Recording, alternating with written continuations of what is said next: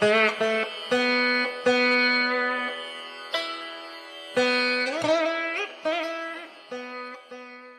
శుభోదయం. అంతర్జాతీయ కవి డాక్టర్ పెరుగు రామకృష్ణ గారికి, సుజనారామం గారికి, మన డైరెక్టర్ మ్యామ్ పద్మా సుబ్రహ్మణ్యం గారికి, ఎగ్జిక్యూటివ్ డైరెక్టర్ యాని మ్యామ్ గారిని సగౌరవంగా ఈ కార్యక్రమానికి ఆహ్వానిస్తున్నాము. ఈ కార్యక్రమాన్ని ప్రారంభించబోయే ముందు ప్రార్థనా గీతంతో కుమారి దివ్యాని ఆహ్వానిస్తున్నాం. सिन्धूरवदना गजानना, सिन्धूरवदना गजानना, सिद्धिविनायक बालगजानना, सिन्धूरवदना गजानना, सिद्धिविनायक बालगजानन, सिन्धूरवदना गजानन, मूषिकवाहन बालगजानन, मृत्युञ्जयसुत बालगजानन,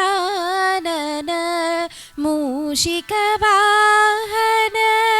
बालगजानन, मृत्युञ्जयसुत बालगजानन, जय जय जय हे गौरीनन्दन, जय जय जय हे गौरीनन्दन, हे शिवनन्दन बालगजानन, हे शिवनन्दन बालगजानन, सिन्धूरवदना गजानन, सिद्धिविनायक बालगजानन, सिन्धूरवदना गजानन, गजानन गजानन. వర్ణలిపి ఈ పుస్తక ఆవిష్కరణ మహోత్సవానికి మనమందరము సమావేశమయ్యాము.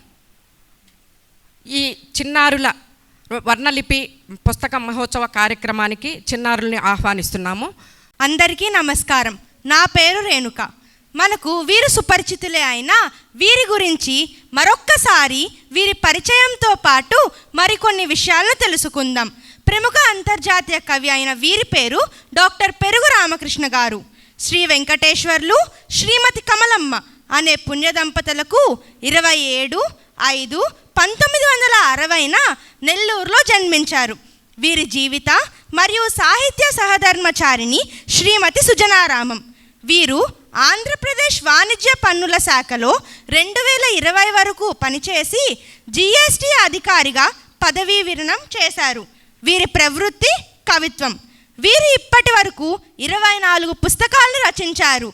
ఈరోజు తమ 25వ పుస్తకం అయినటువంటి వర్ణలిపి అనే పుస్తకాన్ని మన పాఠశాలలో ఆవిష్కరించడం మన అందరి అదృష్టం. వీరి గురించి మరికొన్ని విషయాలు ఏవి రిషిత మరియు మధులిక ద్వారా తెలుసుకుందాం. ధన్యవాదాలు. అందరికీ నమస్కారం. నా పేరు రిషిత. డాక్టర్ శ్రీ పెరుగు రామకృష్ణ గారు సాహిత్య క్షేత్రంలో పండిన పసిడి పంట. లోకంలో ఎంతో చూస్తాం, ఎన్నో వింటాం, ఎంతో చదువుతాం, ఎన్నో తలుస్తాం, అన్నీ మర్చిపోతాం. కానీ సింహపురి ముద్దుబిడ్డైన రామకృష్ణ గారు మాత్రం ప్రతి అనుభవాన్ని, ప్రతి సంఘటనని, ప్రతి అనుభూతిని అక్షరీకరిస్తారు.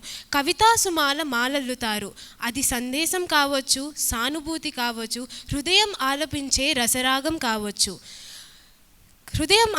రసరాగం కావచ్చు. దేన్నైనా సరే ప్రతి మనసును తాకే పూల పరిమళంగా మారుస్తారు. జీవిత గంధాన్ని రంగరించి కనురెప్పలకు అద్దుతారు. కన్నీళ్లు పెట్టిస్తారు, కలలను రప్పిస్తారు, ఆలోచన జ్వాలను రగిలిస్తారు, ఆనంద హేళను సృజయిస్తారు. ఆయన సాహిత్యంలో రుచిని తెలుసుకోవాలే గాని తెలిసిన వారు దానిని వదిలిపెట్టరు.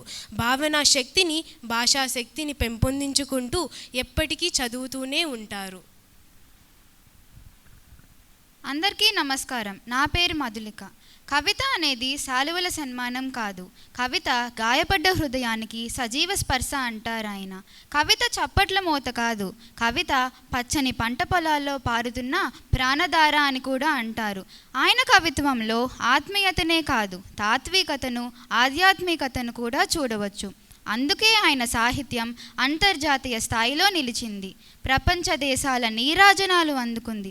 ఒకటా రెండా, జాతీయ స్థాయి నుంచి అంతర్జాతీయ స్థాయి వరకు లెక్కలేనన్ని పురస్కారాలు. అంతటి వ్యక్తి మన రెయిన్బో స్కూల్లో తన కవితా సంకలనాన్ని ఆవిష్కరించడానికి మక్కువ చూపారు. మన స్కూల్ యాజమాన్యం యొక్క సౌజన్యాన్ని, మన ఉపాధ్యాయుల యొక్క సంస్కారాన్ని, మా సహ విద్యార్థుల మనోస్వచ్ఛతను మనసులో పదిలపరుచుకొని మరీ ఈ నిర్ణయం తీసుకున్నారు. అందుకు మనం గర్విద్దాం, ఆయన్ని గౌరవిద్దాం, సాదరంగా ఆహ్వానిద్దాం. ధన్యవాదాలు. రామకృష్ణ గారి గొప్పతనం గురించి మన చిన్నారులు ఎంతో చక్కగా మాట్లాడారు. సార్, ఇప్పుడు పుస్తక ఆవిష్కరణ మహోత్సవానికి మీరు ప్రారంభించవలసినదిగా కోరుతున్నాం sir. A very happy morning, children. Isn't it a happy morning today? So it was really very well set with a prayer song from Miss Divya and a beautiful welcome and introduction by you people. So I really look forward for a very, very constructive session today, because we all know that creativity comes in different forms. It can be art, it can be music, it can be literature, it can be anything. Creativity is nothing but an expression of what you feel, isn't it? Some of you may go up to become a writer, or some of you can go up to become a poet. I already have a poet in this session over here who will reading her poem out at the end of the session. So as we all had a very good breakfast on Saturday with Sir Gopinath, with a wonderful session on how we need to work on our future, I think today we are going to have a very nutritious meal with Dr. Perugu Ramakrishna Garu and Mrs. Srujana Garu. So I welcome you wholeheartedly, both of you, sir and ma'am. And it's a great achievement that Sir has written nearly 24 books till now. It's not one or two. It is 24 books. 24 books, of which I think 8 are compilation of his poems and the others are short stories. Sir has not only looked into people around, the relationships, he has also looked into the nature for inspiration, if I'm not wrong. He has not only brought about the people of India, but he has brought about people from South Africa also, America also, where there were a lot of differences between the black and white in his beautiful poems. That poem is there, one of the compilation in VARNA LIPI. I think each one of you should make it a point that you read these books. You have all selected second language, Telugu, so you need to show interest in reading lot of books. Only when you do a lot of reading, then writing can happen. Only then your pen will get all your thoughts. Your thoughts have to get converted into, what is it? What is it? Actions. That is, when you do a lot of reading, you will get to know a lot of words. When you know more of words, you can try to put in onto the paper with your pen by transforming all the thoughts into the writing, right? So hope you'll all have a very good session of understanding what Sir wanted to put up in his book, right? So let us all stand up for the release of his 25th book, VARNA LIPI, with a big round of applause.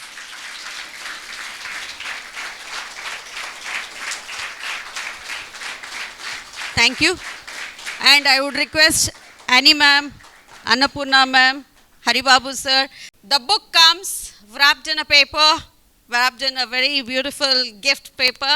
So let's have this release done. I would request Srujana ma'am to be here. can open the book.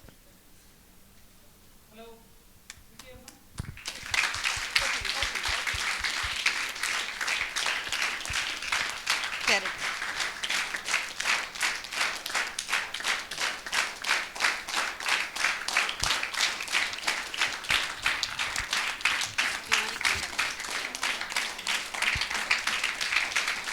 Show it. Show it.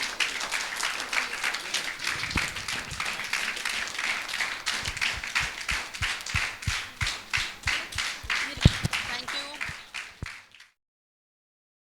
Rainbow feels honored for giving this chance to host this book release. So let's move ahead with the session of what is there in this book. What is this book all about? ఒక 2-3 అంశాలను మాత్రమే నేను మీకు చెప్తాను. అందులో మొదటి కవిత అమ్మ తీసిన దిష్టి. నన్ను చదివించేందుకు తను మేలుకుంటూ నా పరీక్షల కోసం తను ఆరాటపడుతూ నా అడుగులో అడుగు కలుపుతూ నన్ను విజయ శిఖరానికి ఎక్కించేందుకు అమ్మ పడ్డ శ్రమ అనే కవిత చూస్తే మీకు అందరికీ తెలుసు, ప్రతి తల్లి తన బిడ్డ కోసం ఆరాటపడుతుంది. తన కడుపులో 9 నెలలు మోయడం కన్నా ఆ తర్వాత భూమి మీదకి తీసుకురావడానికి స్త్రీ పడే శక్తి అనంతమైంది. అంత శక్తి ప్రపంచంలో స్త్రీకి తప్ప ఏ జీవికి లేదని చెప్పొచ్చు. అంటే 100 బస్తాలు మోయగలగొచ్చు పురుషుడు, కానీ స్త్రీ బిడ్డకు జన్మనిచ్చే శక్తి, బలాన్ని, పెయిన్ని ఇంకెవరూ భరించలేరు. అలాంటి తల్లి తన బిడ్డ చదువుకొని ఎదిగి గొప్ప స్థాయికి వెళ్ళి ఉన్నత శిఖరాన్ని అధిరోహించడం అనేది ఆ తపనని తన హృదయంలో నుంచి ఉప్పొంగించేలా తీసుకొచ్చారు ఆయన. తర్వాత ఆయన రైతుల గురించి రాశారు. ప్రియమైన చేతులు అనే పోయంలో ఆయన అంటాడు, తడి నేల మీద గాయాలు మొలకెత్తక ముందే ఆ చేతులు గెలవాలి అని. మనది వ్యవసాయ ప్రధానమైన దేశం. 75% వ్యవసాయ కార్మికులే ఉన్నారు. అందులో భూస్వాముల్ని ఒకవైపు తీసేస్తే 60% వ్యవసాయ కూలీలు ఉన్నారు. అంటే భూస్వాముల దగ్గర పనిచేస్తూ వాళ్ళు ఇచ్చేటటువంటి తక్కువ వేతనంతో తాము తినక తమ బిడ్డల కోసం శ్రమపడుతూ మనందరికీ ఆహారాన్ని పెట్టేటువంటి రైతులు, ఆ చేతులు గెలవాలి, వాళ్ళు కూడా కడుపు నిండా తినాలని తన కవితలో ఈయన కోరుకున్నారు. అందరికీ నమస్కారం. నా పేరు ప్రణన్య. ఇప్పుడు నేను ఇనుప చెట్లు అనే కవిత్వాన్ని వినిపించబోతున్నాను. మా ఇంటి పెరటి చెట్టు ఉదయం పాట మానేసి చాలా రోజులైంది. ఆ పాట మా ఇంటిళ్ళ పాదికి శుభోదయం. మా ఇంటికే కాదు, మా వీధి మొత్తానికి సుప్రభాత గీతం. రంగులు పూచే ఆకాశానికి ప్రకృతి ప్రసాదించే మేలుకొలుపు సింగని. మూగబోయిన చెట్టును పలకరిద్దామని కొమ్మల్ని చేతితో పొదువుకుంటే ఆకులు కళ్ళతో ఆకాశాన్ని చూపించింది. శూన్యం నిండా ఇనుప చెట్ల దర్శనం. సాలెగూడుల నగరానికి అల్లుకున్న టవర్ల పైన క్రూరపు గద్దల కాపురం. మా చెట్టు కొమ్మల్లోని ఖాళీ గూళ్ళల్లో ఒక పిచ్చుకైనా కనిపించలేదు. పిచ్చుకలు కిచకిచల సంగీతాన్ని సృష్టిస్తేనే కదా చెట్లకి రోజు పండుగ. గోడ మీద అద్దానికి ఆనందం. ఇల్లంతా శబ్ద నృత్య వాతావరణం. ఇనుప చెట్లు తరిమేసిన పిచ్చుకల పరస ఏ నిరాశ ఎడారుల్లో మాయమైపోయిందో, ఏ రాబందుల అగ్ని సృష్టి బుగబుగల్లో భస్మ పీటలమై జ్ఞాపకంగా మిగిలిపోయిందో.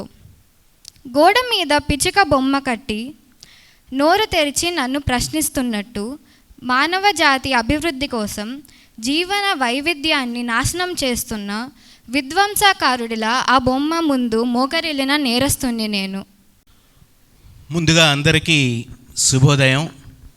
చాలా ఎనర్జీ వస్తుంది మిమ్మల్ని అందరినీ చూస్తుంటే. అందుకే నేను సాధారణంగా ఈ ఇన్స్టిట్యూషన్ విద్యా సంస్థల్లో కార్యక్రమాలని నేను ఇష్టపడుతుంటాను. ఈరోజు ఒక రజతోత్సవ పుస్తకం 25 నంబర్ పుస్తకాన్ని ఇలా మీ అందరి ముందు ఆవిష్కరించుకునేదానికి ప్రధాన భూమిక పోషించినటువంటి ఈ పాఠశాల అధినేత శ్రీమతి పద్మ గారికి, అలాగే సుబ్రహ్మణ్యం గారికి, ఈ తెలుగు అధ్యాపకులకి అందరికీ కూడా వినమ్రపూర్వక ధన్యవాదాలు తెలియజేస్తున్నాను. నా పుస్తకం టౌన్ హాల్ వేదిక మీద మొదలై దాదాపుగా ఎన్నో ప్రదేశాలు, ఎన్నో ప్రాంతాలు అన్నిటినీ అధిగమించి ఓ పరిమళభరిత కాంతి దీపం అనే పుస్తకం సార్క్ శిఖరాగ్ర సదస్సులో జ్ఞానపీఠ కవుల మధ్యన ఆవిష్కరించబడిన సందర్భాలు ఉన్నాయి. అలాగే the poetry of south Asia అని చెప్పి నేను ఒక పుస్తకాన్ని సంపాదకం వహిస్తే సార్క్ దేశాలకు సంబంధించిన 37 మంది కవుల్ని అందులో భాగస్వామ్యం చేస్తూ సార్క్ దేశాల అధినేతల్లో ఎవరైనా కవి ఉన్నారేమో అని చెప్పి చూసినప్పుడు భారత ప్రభుత్వ ప్రధానమంత్రి నరేంద్ర మోడీ గారు గొప్ప గుజరాతీ కవి అని చెప్పి తెలిసింది. నేను దాదాపుగా ప్రైమ్ మినిస్టర్ ఆఫీస్తో 3-4 నెలల పాటు కమ్యూనికేషన్ జరిపి ప్రధానమంత్రి గారు ఒక పోయం జర్నీ అనే పోయంని ఆ పుస్తకంలో మొదటి పేజీలో వేయడం జరిగింది.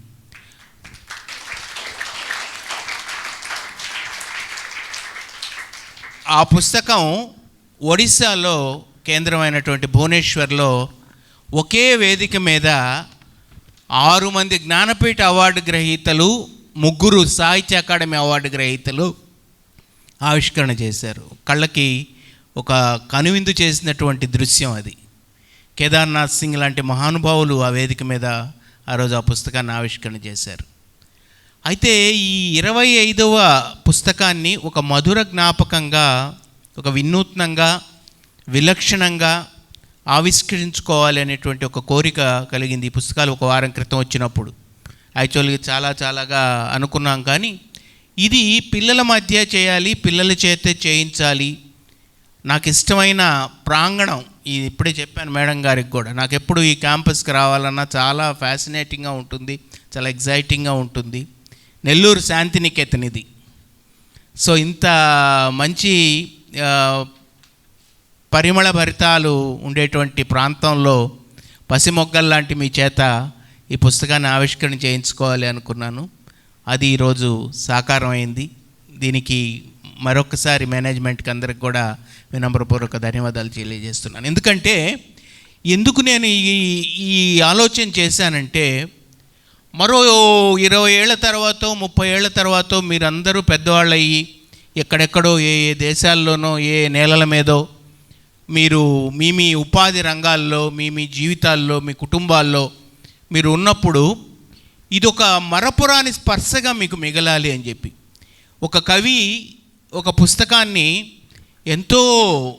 ఎన్నో రకాల ఘర్షణలకు లోనై, ఎన్నో రకాల భావోద్వేగాలకు లోనై, ఎన్నో అధ్యయనాలు చేసి, ఎన్నో పరిశీలన చేసి తమ కవితల్ని, తమ సృజనని బయట తెచ్చినప్పుడు అది ఒక శాశ్వత జ్ఞాపకంగా ఉండాలి. అది పాఠకులకి వెళ్ళాక రచయితది కాదు, అదంతా కూడా పాఠకుల సంపద. పాఠకులు విభిన్న కోణాల్లో దాన్ని చూసి స్పందించి స్ఫూర్తి పొంది ప్రభావితం అయ్యి ఎన్నో నేర్చుకొని చైతన్య పొందినటువంటి అంశాలు వాటిల్లోంచి గ్రహించి స్ఫూర్తి పొందిన సందర్భాలను నేను కళ్ళారా చూశాను. గ్రీస్ మేడం అని నేను 2011లో గ్రీస్కి వెళ్ళి వచ్చి అక్కడ స్త్రీ ఇక్కడ స్త్రీ ఒకటేను, ఎక్కడైనా స్త్రీది అమ్మ మనసే అని చెప్పేసి తెలియజేస్తూ గ్రీస్ మేడం అని ఒక కవిత రాస్తే 2015లో ఆంధ్రజ్యోతి ఆదివారం పుస్తకంలో అది ప్రచురితం అయింది. మీకు నిజంగా నాకు ఎగ్జైటింగ్గా ఉంటుంది, మీరు కూడా ఆశ్చర్యపోవచ్చు. ఈరోజు కూడా ఆ కవిత ఎక్కడో పాత పుస్తకం దొరికి చదివితే చాలా స్ఫూర్తి పొంది చాలా భావోద్వేగంతో నాకు ఫోన్ చేస్తున్న పాఠకులు ఇవాళకి ఉన్నారు. మొన్న కూడా ఇటీవల ఖమ్మం నుంచి ఎవరో ఫోన్ చేశారు, ఎంత గొప్పగా రాశారు బాబు అని. ఒక పెద్ద అమ్మ, ఆమె స్త్రీ గురించి ఎంత గొప్పగా ఉదాత్తంగా రాశారని చెప్పేసి. అందువల్ల ఎప్పుడైతే ఈ పుస్తకం పాఠకుల సంపద అవుతుందో, ముఖ్యంగా ఈ తరానికి ఏంటంటే సృజనకి కొంచెం దూరంగా ఉండేటటువంటి వ్యవస్థలో మనం ఉన్నాం కాబట్టి ఒక పుస్తకం ఆవిష్కరణ ఎలా జరుగుతుంది, రేపు పొద్దున మీలోంచి ఎంతోమంది రచయితలు వెలికి రావచ్చు. సో మీ బాల్యంలో, మీ సమక్షంలో, మీ చేతుల ద్వారా ఒక పుస్తకం పురుడు పోసుకోవడం అనేది మీకు ఒక జన్మాంతర జ్ఞాపకంగా ఉండాలని చెప్పేసి ఉద్దేశంతో ఈ కార్యక్రమాన్ని మీ ముందు చేయడం జరుగుతుంది. అది ఒక స్వప్నం లాంటి ఆలోచన, అది సాకారమైంది. అయితే ఇప్పుడు ఆ అమ్మాయి ఒక కవిత చదివింది, ఇనుప చెట్లు అనేటువంటి కవిత. ఈ పుస్తకంలో 30 స్వీయ కవితలు, అలాగే దాదాపు 12 దేశాలకు చెందిన వివిధ ప్రపంచ కవుల కవితల అనువాదాలు ఉన్నాయి. 23, మొత్తం 53 కవితలు ఉండేటువంటి పుస్తకం. ఇది 25వ దానికి ఉండే ప్రత్యేకత. ఇప్పటి వరకు వచ్చిన పుస్తకాలన్నీ మొత్తం నా రచనలతో ఉండేవి, దీంట్లో కొన్ని అనువాద రచనలతో కూడా. శ్రీశ్రీ గారు మహాప్రస్థానం వేసినప్పుడు కూడా కొన్ని అనువాద కవితల్ని, పాబ్లో నెరూడా, అలాగే కొంతమంది కమ్యూనిస్టు అప్పటి రష్యా కమ్యూనిస్టు కవుల అనువాదాలను కూడా అందులో వేయడం జరిగింది. సో అలాగా ఈ పుస్తకానికి కూడా కొంత ప్రత్యేకత, కొంత విలక్షణత, విభిన్నత ఉంది. సో ఇటువంటి పుస్తకం ఇప్పుడు చదివిన కవిత ఇనుప చెట్లు అనేది, ఇది ఒక తెలుగులో నేను కాయిన్ చేసిన వర్డ్. ఇది ఈ టవర్స్ అనే దానికి మన చుట్టూ, మన ఇళ్ళ దగ్గర, మనం వచ్చే దారిలో, మనం కళ్ళు తెరిస్తే నిద్రలేస్తే కనిపించేటువంటి టవర్స్ని అసలు చెట్లు పోయి ఇనుప చెట్లు మొలుస్తున్నాయి ఇవాళ సమాజం మొత్తం మీద అని చెప్పేసి, దానివల్ల రేడియేషన్ లెవెల్స్ వల్ల ఇవాళ పిచ్చుకలు మనకు దూరం అవుతున్నాయి, ప్రకృతి మనకు దూరం అవుతుంది, చెట్టు ఉంటే వినిపించేటువంటి పిట్ట పాటలు దూరం అవుతున్నాయి. మనం ప్రకృతికి చాలా పరిచయ నిర్మాణానికి చాలా దూరంగా జరిగిపోతున్నాం. ఇది మంచిది కాదు. ప్రపంచీకరణ మనకు తెచ్చిన ఒక కొన్ని ఇబ్బందుల్లో ఇది కూడా ఒకటి అని చెప్పి ఆ కవిత రాయడం జరిగింది. ఆ కవిత శీర్షిక ఇనుప చెట్లు. అది ఒక కొత్త కాయిన్ చేసిన వర్డ్ అనమాట. ఇంతవరకు ఎవరు వాటిని టవర్స్ అని అంటున్నారు, కానీ వాళ్ళు తెలుగులో కూడా ఒక ఇనుప చెట్లు అనడం చాలా ఒక మంచి ప్రయోగంగా విమర్శకులు దాన్ని స్వీకరించారు, చాలా అభినందించారు. ఇలాంటి కవితలు ఈ పుస్తకంలో ఇందాక పిల్లలు పరిచయం చేస్తూ, ఇప్పటి వరకు కవిగా నేను స్పృశించని తాత్విక ఆధ్యాత్మిక అంశాలు ఇందులో ఉన్నాయి. మొట్టమొదటిసారి ఇప్పటి వరకు నా కవిత్వం అంతా కూడా సామాజికవాదాన్ని, మానవతావాదాన్ని మాత్రమే ప్రతిబింబించేలాంటి పుస్తకాలు వచ్చాయి. మొట్టమొదటిసారిగా బహుశా వయస్సు వల్ల వచ్చిన పరిణితి వల్ల, వయస్సు వల్ల వచ్చినటువంటి అనుభవం వల్ల, ఒక సుదీర్ఘ అనుభవం వల్ల ప్రతిబింబించినటువంటి అంశాల వల్ల ఈ పుస్తకంలో మొట్టమొదటిసారిగా ఫిలాసఫీ, స్పిరిచువాలిటీ అనేటువంటిది కూడా ఇందులో చోటు చేసుకోవడం జరిగింది. ఇవన్నీ కాకుండా ప్రపంచ ప్రఖ్యాతి పొందిన నోబెల్ బహుమతి గ్రహీతలవి ఈ 2 కవితల అనువాదం ఇందులో ఉంది. చాలా తాజాగా మనకి ఉక్రెయిన్ యుద్ధం జరిగేటప్పుడు ఉక్రెయిన్ కవి ఒక కవిత రాశాడు చాలా బాధతోటి. సమాజం ఎలా ఉందో చూడండి, మనుషులుగా మనం ఉన్నాం కానీ మన ఆలోచనలు, మనకు తల లేదు అనేటువంటి భావం వచ్చేటట్టుగా ఒక కవిత రాశాడు.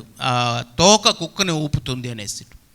ఆ కవితని అతను రాయడం కూడా చాలా రివర్స్ విధానంలో రాశాడు. ప్రతి అంశాన్ని కూడా రివర్స్లో చెప్పడం విధంగా రాశాడనమాట.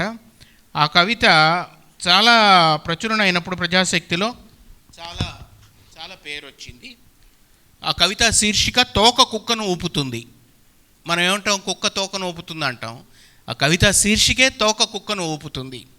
తోక కుక్కను ఊపుతుంది చూడండి, భాష మనిషిని మాట్లాడిస్తుంది చూడండి, పార సమాధి తవ్వేవారిలో రంధ్రం చేస్తుంది, కుంచెలు గోడలపై చిత్రకారుల్ని చిత్రించాయి, తుంటి నర్తకిని ఊపుతుంది చూడండి, ఆ తెడ్డు పడవలోని ప్రతి వ్యక్తిని నడుపుతుంది, మీరు చూడలేదా, అలాగే ఆలోచన చేసే తల తనే మనిషి అనుకుంటూ ఇక్కడ ఉంది. ఇది ఉక్రెయిన్ కవి రాసినటువంటిది. అలాగే ఇటీవల మనకి 2020లో నోబెల్ బహుమతి పొందినటువంటి ఎలిజబెత్ గ్లుక్ రాసిన కవిత కూడా, ఒక ఫ్యాంటసీ అనే కవిత కూడా ఇందులో ఉంది. అంటే ఇంత ఒక సాధారణ కవుల నుంచి ఇంత ప్రతిష్టాత్మకమైనటువంటి కవుల కవితలను కూడా మనం నెల్లూరు లాంటి ఒక పట్టణంలో కూర్చొని, ఒక నగరంలో కూర్చొని ఆ సాహిత్యాన్ని అధ్యయనం చేసి ఆ కవితల్లో ఉన్నటువంటి వస్తు వైవిధ్యాన్ని నచ్చి అనువాదం చేసిన కవితలు ఇందులో ఉన్నాయి.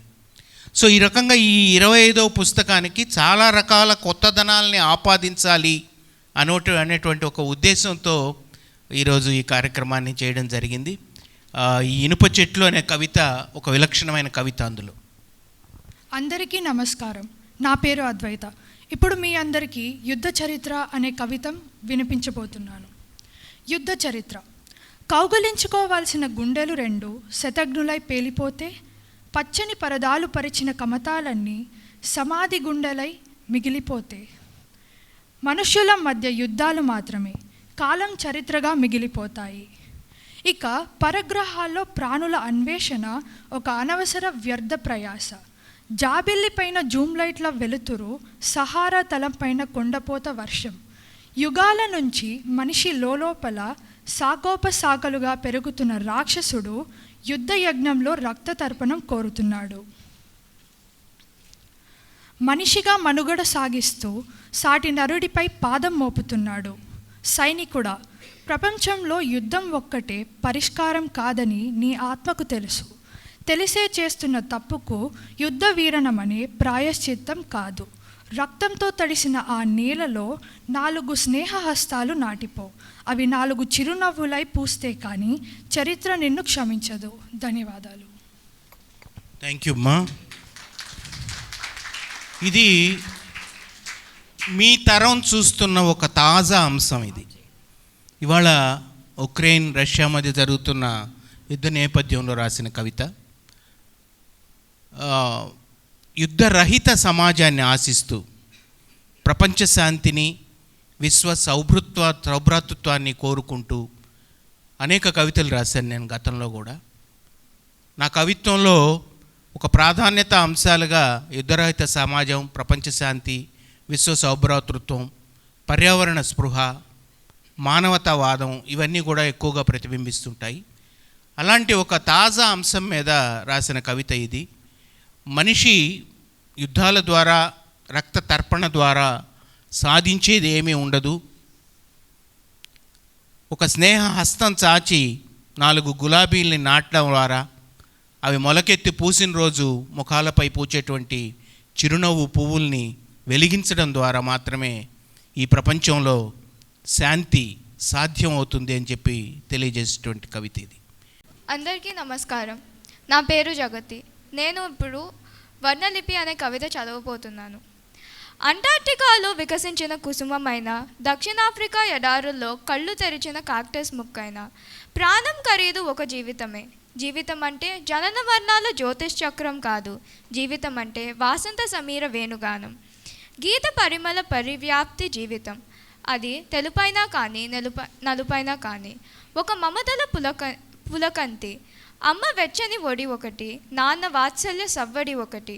నలుపు తెలుపు ప్రకృతిలో 2 పేజీలై ఉదయాస్తమయాలుగా వర్ధిల్లుతుంటాయి. ఇంద్రధనస్సులా పులకిస్తుంటాయి, రాలిపోతుంటాయి. మట్టి ఒకటే, రంగులే వేర్వేరు. ఎర్రటి మట్టితో చేసిన, నల్ల మట్టితో చేసిన కుండ నీళ్ళెప్పుడు చల్లనే. మనం చూసే కన్ను నలుపు, మన చూపులెప్పుడూ తెలుపే. నలుపు విన్నా తెలుపు విలువ 0. తెల్లని మేఘాలు నలుపెక్కితే కానీ నేల తల్లికి పురుడు సాధ్యం కాదు. నల్లని రాత్రి తెల్లవారితే కానీ సూర్యబింబానికి గగనాన చోటుండదు. నలుపు తెలుపుల మేలేమి సమ్మేళనం జీవితం. సుఖం తెలుపు, దుఃఖం నలుపు. సుఖ దుఃఖాలు లేని జీవితం వర్ణరహిత సందర్భం. అటు చూడు, లోతు పెరిగే కొద్దీ నీలి సముద్రం నలుపెక్కుతుంది. సముద్రం ఎవ్వరినీ వంచదు. మనిషే తెలుపు నలుపుల సంఘర్షణలో ఒక జాతి గొంతు మీద కాలైనాడు. రంగు వివక్షలో బ్రతుకును కాల రాస్తున్నాడు. కాలం మారుతుంది, జాగ్రత్త. కాలానికి స్వార్థం లేదు, కాలానికి ఒక అర్థమూ లేదు. నేడు నీదైన కాలం రేపు మరొకరిది కావచ్చు. ధన్యవాదాలు.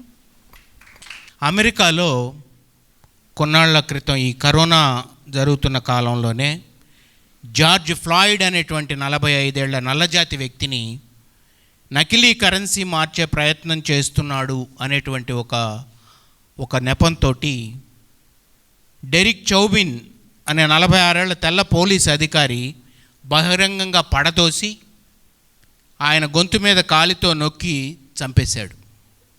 ఇది ఫ్లాయిడ్ ఊపిరాడక ప్రాణాలు వదిలిన తర్వాత ఈ దుస్సంఘటన ప్రపంచం అంతా కూడా సంచలనాత్మకమైంది.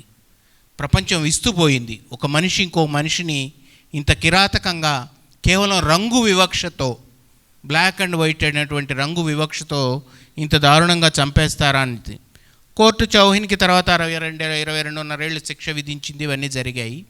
అయితే చాలా కాలంగా నాలో నలుగుతున్న అంశం ఈ రంగు వివక్ష మీద కవిత రాయడానికి, ఊరకే రాయకుండా ఈ రంగుల తత్వాన్ని చెప్పడం, philosophy of colours, white and black మధ్య ఉండేటువంటి ఒక ప్రాపంచిక ఫిలాసఫీని చెప్పడం ఈ కవితలో నేను ఒక ప్రాధాన్యత అంశంగా పెట్టుకొని రాసిన కవిత ఇది. ఈ కవిత ఇప్పటివరకు దాదాపు తెలుగులో ప్రచురణం అయిన తర్వాత ఈ కవితని అమెరికాలో నుండి 96 ఏళ్ల రావి నరసింహశాస్త్రి గారని ఆయన చదివి, ఇది అమెరికన్ మ్యాగజైన్లో ఒక దానిలో వచ్చింది ఇది. అప్పుడు చదివి నాకు తెలియకుండానే ఆయన ఆంగ్లంలో ట్రాన్స్లేట్ చేసి పంపించేది కలర్ స్క్రిప్ట్ అనే పేరుతో. ఆయన చాలా చాలా ప్రభావితం అయ్యారు ఈ కవిత చదివి. బికాజ్ ఆయన ఒక భారతీయ వైద్యుడిగా వెళ్ళిపోయి అమెరికాలో దాదాపు 60 ఏళ్ల పాటు వైద్యం చేసి ఈ రంగు వివక్షని అనేక సందర్భాల్లో అనేక కోణాల్లో చూసిన వ్యక్తి కాబట్టి చాలా ప్రభావితమై ఆ కవితను చేసి పంపించారు. ఆ ఆంగ్ల కవిత కూడా ఇప్పటికి అనేక సంకలనాల్లో సరిపోయింది. అందువల్ల ఈ కవిత నుంచి మనం ఏం నేర్చుకోవాలంటే, దేహంలో రంగు ఒక ప్రాధాన్యత అంశం కాదు, మానవత్వం అనేటువంటిది అన్నిటికన్నా మించిన ప్రాధాన్యత అంశం. వాళ్ళు చేసేటువంటి తప్పుల్ని మనం దానికి పరిమితమైనటువంటి సరిపడేటువంటి శిక్ష వేయాలి, కానీ కేవలం రంగు వివక్షతోటి ఇంత కిరాతకంగా క్రూరంగా ప్రవర్తించకూడదు. ఈ తెలుపు నలుపుల మధ్య ప్రకృతిపరంగా ఇంత తత్వం ఉంది అని చెప్పడం ఈ కవిత లక్ష్యం. ఈ కవిత ద్వారా ఆ లక్ష్యం నెరవేరిందని నేను అనుకుంటున్నాను. Thank you. Colors philosophy that you have brought out, sir. The black and white, the difference between black and white. The colors actually do not have anything to do with us. It is the inner beauty which is very, very important. It is humanity which is very important. And this is the reason I tell you, poets actually have a great influence, have a great impact on people, because with the words they can put forward the message very clearly. Thank you so much for the colors poem, sir. Very good put. అందరికీ నమస్కారం sir. ముందుగా మా ఆహ్వానాన్ని మన్నించి పుస్తకావిష్కరణ కోసం ఈ పాఠశాలకు ఇచ్చేసినట్టు మరొకసారి మా పాఠశాలకు ఇచ్చేసినందుకు మీకు హృదయపూర్వక స్వాగతం సార్. మీరు ఇంతకుముందు ఈ కార్యక్రమానికి వచ్చినప్పుడు మీరు మొదటిసారిగా 10వ తరగతిలో ఒక కవిత రాసినని చెప్పారు. అయితే మీరు మొదట రాసిన కవిత అయినప్పటికీ నేను మొదట విన్న కవిత, అంటే చదవడం ద్వారా కాకుండా మీరు చెప్పిన మాటల ద్వారా కేవలం 4 లైన్లు మీరు చెప్పారు. రవినైనాను రచన చేసి, కవినైనాను కవిత రాసి, నా కవిత విలువ కొలనులోని కలువ. ఇదే మీరు చెప్పినటువంటి 4 మాటలు. ఈ 4 మాటలు విన్న తర్వాత సార్ 10వ క్లాస్ చదివేటప్పుడు 4 లైన్లు రాసి ఈరోజు ఇంత కవిగా అయ్యారు. మరి మనం దాదాపు డిగ్రీ పూర్తి చేసాం, ఒక టీచర్గా పనిచేస్తున్నాం, 10 ఏళ్ళ నుంచి చేస్తున్నాం, మనం ఏం చేయలేమా అని చెప్పి మొన్న మీ పుస్తక ఆవిష్కరణ ఉందని చెప్పి మేడం చెప్పిన తర్వాత ఫస్ట్ మొదటగా ఆలోచించినటువంటి విషయం ఏంటంటే, ఆ టైటిల్ చెప్పారు, అన్నపూర్ణ మేడం చెప్పారు, వర్ణలిపి అన్నారు. ఈ వర్ణలిపి గురించి మీరు రాయడానికి ఎంతో పరిశోధించుంటే నేను మీరు పెట్టినటువంటి దానికోసం ఎంతో ఆలోచించాను. అదేంటంటే, వర్ణం అంటే అక్షరం, వర్ణం అంటే రంగు. అక్షరాలని లిపిగా రాస్తున్నారంటే మీరు ఎలాగో కవి రాస్తారు, అది అమలు విషయం. అయితే ఎక్కడో ఒక చిన్న కొరత ఉండిపోయింది. మీరు రంగుని అన్వయించారా లేదంటే అక్షరాలను అన్వయించారని మీరు ఇప్పుడు చెప్పడంతో సమాజంలో ఉన్నటువంటి వర్ణాలన్నీ కూడా తిరిగిపోయి, అంతేకాకుండా మనకు తెలిసిన సరిగమల్లో ఎలాగైతే 7 ఉంటాయో రంగులు అనేటువంటి సప్తవర్ణాలు అనేటువంటి మాత్రమే మనకు తెలుసు. అనుకోకుండా మా పాఠశాల పేరు కూడా ఇంద్రధనస్సు. సో అలా యాదృచ్ఛికంగా కలిసి మిమ్మల్ని ఆదర్శంగా తీసుకొని ఇప్పటి నుంచే పిల్లలు ఒక వాళ్ళకి తోచినంతగా వాళ్ళు కూడా కవితని ప్రదర్శించడానికి మీరు ఒక అవకాశం ఇస్తే మా విద్యార్థిని హిమాని మీ ముందు ఇప్పుడు ప్రదర్శించబోతుంది. ధన్యవాదాలు సార్. అందరికీ నమస్కారం. నా పేరు హిమాని. సార్, మీరు ఇచ్చిన ప్రేరణతో, స్ఫూర్తితో నేను కూడా ఒక కవిత్వాన్ని రాయడానికి ప్రయత్నించాను. దాని పేరు గమనించు. నేను ఇప్పుడు అది చదివి వినిపించబోతున్నాను. గమనించు. ఎల్లప్పుడూ నీతో ఉండే ఆ అందమైన ప్రకృతిని గమనించు. నీ జీవితంలోని నీ గెలుపు వైపుకి నువ్వు ఎలా అడుగులు వేయాలో అది నీకు చూపిస్తుంది, గమనించు. జీవితం అనే పరుగులో కింద పడిపోయినా మళ్ళీ లేచి పరిగెత్తాలని నీకు చెప్పడం కోసం చెట్లు వాటి పూలను శిశిర ఋతువులో కోల్పోయి వసంతంలో మళ్ళీ నిండుగా కనిపిస్తాయి.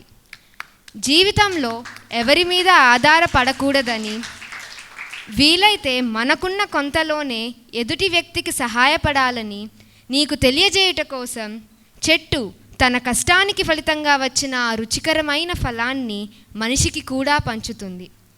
మనిషి అన్నాక ఒకరికొకరు సహాయపడాలని ఆ నల్లేరుని మందారని చూసి నేర్చుకో, గమనించు. నీ గెలుపు కోసం తపన పడుతున్న ఈ ప్రకృతిని గమనించు. ధన్యవాదాలు.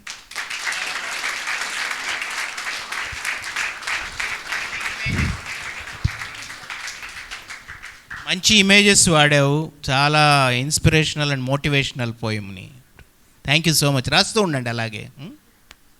ధన్యవాదాలు హిమాని. తరువాత మీరు రాసిన వర్ణలిపిలో నుండి మరొక చక్కని విషయాన్ని బోధించడానికి మా విద్యార్థిని ఖ్యాతి సిద్ధంగా ఉంది. అందరికీ నమస్కారం. నా పేరు ఖ్యాతి. ఇప్పుడు నేను గుడి వీధి అనే పద్యాన్ని చదవబోతున్నాను. గుడి వీధి. ఆకాశం నేలకి వంగి ఆ గాలి గోపురం మీద తలెత్తి నిలిచిన సప్త కలశాలను ముద్దాడడం చూస్తుంటాను. గోపురం గుళ్ళను వదిలి గుడి వీధుల్లో భక్తుల శిరసులపైన ఎగిరే పావురాల సమూహాన్ని చూస్తుంటాను. దివ్యనామాలతో నిన్నే తలచుకుంటూ మధ్యాహ్నపు ఎండని వట్టి పాదాలతో తొక్కుకుంటూ తపన పడుతూ నడిచే భక్తులని చూస్తుంటాను. పూజా సామాగ్రి అమ్మే కొట్టు పక్కనే దాహపు పెదవుల్ని తడి జిహ్వాలతో తడుపుకుంటూ చేతులు చాచి యాచించే అర్ధనగ్న శరీరాలలో నీ ఉన్నావన్న పూర్ణ నమ్మకాన్ని సజీవంగా చూస్తుంటాను. ఏ కొండరాయి చేసుకున్న పుణ్యమో అది నీ పేరిట పూజలు అందుకుంటున్నది. ఏ శిల్పి మనోవాకాయ కర్మశుద్ధితో నిన్ను స్మరించి నీ కరుణ దృక్తులు స్పర్శించిన జ్ఞానంతో నిన్నింత సుస్మిత సుందరంగా అమృతమయంగా మలిచాడు.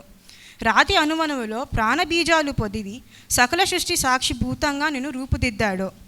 సృష్టి తిథిలయలను కలిపే మాడవీధుల్లో భక్తజన సంద్రం మిమ్ము నమోవాకుల కెరటాలతో ముంచెత్తిన వేళ మళ్ళీ ఆకాశం నిన్ను తొంగి చూడడం చూస్తుంటాను. ధన్యవాదాలు. వాళ్ళ తెలుగు సాహిత్యంలో మొట్టమొదటి కవితగా ఇది సృజన చేశాను కాబట్టి దానికి ఆ కవితకి ఒక కొత్తదనం ఉంటుంది, ఆ కవితకి ఒక పెద్ద విజయం లభిస్తుంది.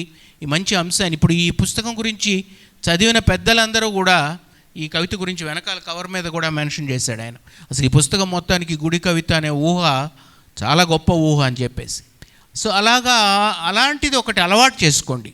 మీరు ఏ పని చేసినా మీ చదువులో కానీ జీవితంలో కానీ కొత్తదనానికి ప్రాధాన్యత ఎప్పుడైతే ఇస్తుంటారో మీకు అనేక రకాల విజయాలు మీకు లభిస్తుంటాయి. మిమ్మల్ని ఒక ప్రత్యేకమైనటువంటి వ్యక్తిగా సమాజంలో చూపించేదానికి ఆ కొత్తదనం అనేటువంటిది చాలా విలక్షణంగా ఉండడం, డిఫరెంట్ మ్యాన్ అని, డిఫరెంట్ స్టూడెంట్ అని అనిపించుకోవాలంటే ఇలాంటి కొత్త అంశాల వైపు మీరు తొంగి చూడాలని చెప్పి ఆశిస్తూ ఆకాంక్షిస్తున్నాను. Thank you. ధన్యవాదాలు సార్. అందుకే రవి కాంచని చోటు కవి కాంచును అని చెప్పి అంటారు.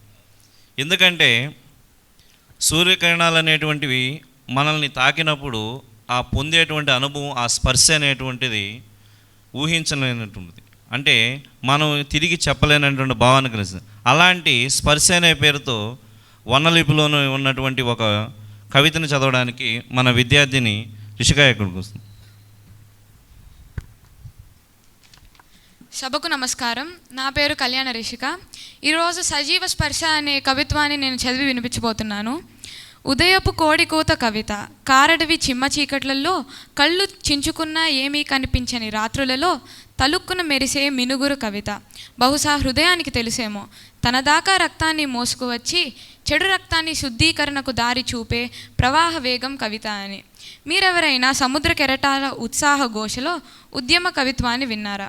పిడికిళ్ళు బిగుసుకుంటున్నప్పుడు, కళ్ళు కన్నీరు కారుస్తున్నప్పుడు, వైకుంఠ రథం అనాథ శవాన్ని మోసుకెళ్తున్నప్పుడు, సైనిక కవాతుల్లో లయబద్ధంగా అడుగులు పడుతున్నప్పుడు నవరసాలొలికే కవిత్వం గమనించారా? కవిత్వం అంటే పదాల చట్రంలో బిగిసిన అక్షర కూర్పు కాదు.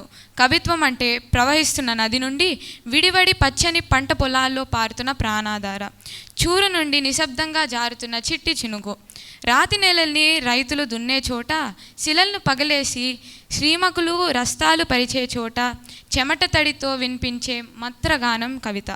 కవి చప్పట్ల మోత కాదు, కవిత పుస్తకాల దొంతర కాదు, కవిత సాలువల సన్మానము కాదు, కవిత గాయపడ్డ నిశ్శబ్ద హృదయానికి సజీవ స్పర్శ. ధన్యవాదాలు. Thank you sir. మీరు చాలా చక్కగా ఈ విభిన్నతను అంటే ఈ పుస్తకంలో ఉన్న విభిన్నతను చాలా చక్కగా వివరించి, the best part what I liked in his poems is it was a very simple language to understand. That is really very important, because if you have to reach many people, the language has to be simple. It has to be understood by many.